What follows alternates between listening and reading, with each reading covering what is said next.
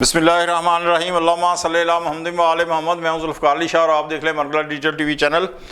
जनाब, नए सूबों का क़याम किस तरह मुमकिन बनेगा और आपको भी पता है कि कौन कौन इसकी मुखालफत करता है, लेकिन इसकी डिटेल भी आपको बताएंगे कि ये किस तरीके से जो है ना वो मुमकिन बन पाएगा। इसके बावजूद के जो इसके मकसद रास्ते के अंदर जो आइनी हर्डल्स हैं वो किस तरीके से तय की जाएंगी। लेकिन इससे पहले मैं आपको एक चीज़ बताऊँ कि नए सूबों के क़याम का जो शोशा है ये आज कोई नया नहीं है, बल्कि बहुत पुराना है। जनरल ज़िया के दौर के अंदर भी ये शोशा छोड़ा गया था और अगर मेरी याददाश्त सही काम कर रही है तो उस वक्त गालबन मेरा ख्याल है 9 सूबों के हवाले से जो थी वो बात हो रही थी। उसके बाद फिर वक्तन फ़वक्तन होता रहा, लेकिन साल पहले जो था ना वो फिर जनाब ये शोशा छोड़ा गया, मुख्तलिफ कॉन्फ्रेंसें ऐसे ही खुद साख्ता करवाई गई। लेकिन जो है ना वो जनाब मार्केट में जो है ना वो जिसे कहते हैं ना ये चूरन बेचा गया, बेचने के लिए दिया गया, लेकिन कुछ ज़्यादा पजीराई नहीं मिली इस चीज़ को। लेकिन अब एक बार फिर जो है ना बड़े वसी पैमाने के ऊपर जो है ये चीज़ें जो है ना वो शुरू हो गई हैं कि जनाब नए सूबे जो हैं बनने चाहिए। इस हवाले से एक बात मैं आपको बताऊं कि पाकिस्तान पीपल्स पार्टी तो इस पर किसी तौर पे राज़ी नहीं होगी। उसकी वजह यह है कि पाकिस्तान पीपल्स पार्टी का जो बुनियादी वोट बैंक है वो है इंटीरियर सिंध, और इंटीरियर सिंध के अंदर एक तरफ तो जो पाकिस्तान पीपल्स पार्टी की अपोनेंट जमातें हैं, वहाँ की जो कौम परस्त हैं वो किसी तरीके से नहीं मानेंगे, और ख़ुद जो इंटीरियर सिंध के अवाम है वो भी किसी तौर नए सूबों के हवाले से इसलिए भी एग्री नहीं होंगे क्योंकि अगर आप ये देखें कि सक्खर, हैदराबाद और कराची को मकसद अलग-अलग सूबा डिक्लेयर कर दिया जाता है तो वो ये समझेंगे कि ये जनाब गैर सिंधी जो है उनकी झोली के अंदर जो है ना ये सारे का सारा जो है वो जनाब ये शहर जो है उनको डाल दिया गया और सिंधी बोलने वाले जो हैं उनका हक जो है वो छीना गया। ये सोच है, मैं ये नहीं कह रहा, अल्लाह माफ़ करे, लेकिन ये उनके अंदर जो है वो सोच है। जहाँ तक दूसरी बड़ी सियासी जमात है पाकिस्तान मुस्लिम लीग नवाज़, तो राज़ी वो भी नहीं होगी, दूसरे अभी तक वो राज़ी नहीं है उसकी क़यादत ख़ास तौर के ऊपर, लेकिन वो बहरहाल राज़ी हो जाएगी। इसकी वजह यह है कि एक तो मुस्लिम लीग नवाज़ का जो मिजाज है वो कुछ ज़्यादा मज़ामत करना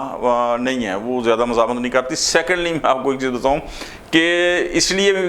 राज़ी हो जाएगी कि शरीफ ख़ानदान की हद तक तो वो बिल्कुल भी नहीं वो चाहते कि जनाब पंजाब के अंदर जो है ना वो दीगर सूबे बने, लेकिन मुस्लिम लीग नवाज़ की जो दीगर क़यादत है शरीफ ख़ानदान से हट के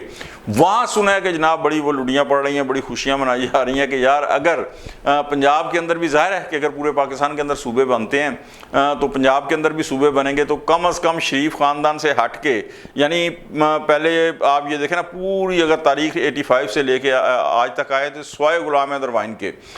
शरीफ ख़ानदान से बाहर का कोई बंदा जो है वो मुस्लिम लीग नवाज़ की तरफ से वज़ीर आला जो है वो नहीं बना। मियाँ नवाज़ शरीफ, उसके बाद मियाँ शहबाज शरीफ, उसके बाद हमज़ा शहबाज शरीफ, उसके बाद मरीम नवाज़। तो ये वो कहेंगे तो कहते हैं कि यार अगर वक्त सदरन पंजाब बनता है या पोठवार सूबा बनता है या और बनता है तो कम अज़ कम वहाँ पे शरीफ ख़ानदान से बाहर के जो बंदे हैं उन्हें भी वज़ीर आला बनने के जो है ना वो इम्कानात जो है वो रोशन हो जाएंगे। तो इसलिए वो मुस्लिम लीग नवाज़ के अंदर जो है ना शरीफ ख़ानदान से हट के जो है वो जनाब वो इस हवाले से बड़ा वो पुरजोश है मुस्लिम लीग नवाज़ कि पंजाब के अंदर कम अज़ कम अगर कोई सूबे बनते हैं तो वहाँ वज़ारत आला के लिए जो है वो उन्हें जो है चांस मिलने का जो है इम्कान जो है ना वो बन जाता है। अब मैं आपको एक चीज़ बताऊँ कि नए सूबे कैसे बनेंगे, लेकिन इससे पहले एक बार और फिर मैं आपको बताऊं कि पाकिस्तान की जो मौजूदा मुआशी हालत है, जो इकनॉमिक पोजीशन है पाकिस्तान की, इसका इल्म सबको है। तो 4 सूबों की बजाय अगर 32 या 33 सूबे के जिनकी बात हो रही है, मुझे नहीं मालूम कि एग्जैक्ट कितने बनेंगे, लेकिन अगर 32 या 33 सूबे बनते हैं तो 33 सूबों के वज़राए आला और उनका प्रोटोकॉल, 33 वज़ीर आला और हाउस और उनके अखराजात, हर सूबे की असम्बली, हज़ारों अरकान असम्बली और अलहदा कैबिनेट और हज़ारों वज़ीर और मशीर और उनकी गाड़ियाँ और उनका प्रोटोकॉल, ये सब चीज़ें, और फिर इन सब की तनख्वाहों का बोझ, और फिर हर सूबे के लिए अलहदा हाई कोर्ट, हर एक का अलहदा जनाब IG पुलिस होगा, चीफ सेक्रेटरी होगा और अलहदा पूरी इंतज़ामी मशीनरी होगी। तो नए सूबों की क़याम की ख्वाहिश बिल्कुल नेक नीति से, जो जिनकी भी ख्वाहिश है बिल्कुल नेक नीति से होगी। लेकिन मुझे एक चीज़ बताएं कि क्या मुल्क की इकानमी, मुल्क की मईशत جو ہے وہ اتنے زیادہ اخراجات کا بوجھ برداشت کر پائے گی. 32 یا 33 صوبے جو ہو گئے ہیں, ہر ایک کا جس طرح میں نے کہا نا کہ چیف منسٹر ہاؤس علیحدہ ہوگا, چیف سیکرٹری علیحدہ ہوگا, آئی جی علیحدہ ہوگا, وزیر کابینہ ہزاروں, یعنی اگر آپ یہ دیکھیں کہ صرف 50 کابینہ بھی ہر صوبے کی ہوتی ہے, اتنی تو نارمل جو ہے نا وہ کر دیتے ہیں. تو 32 یا 33 تو یہ تو مقصد 1,500-2,000 کے اوپر صرف وزیروں مشیروں کی تعداد چلی جاتی ہے. تو کیا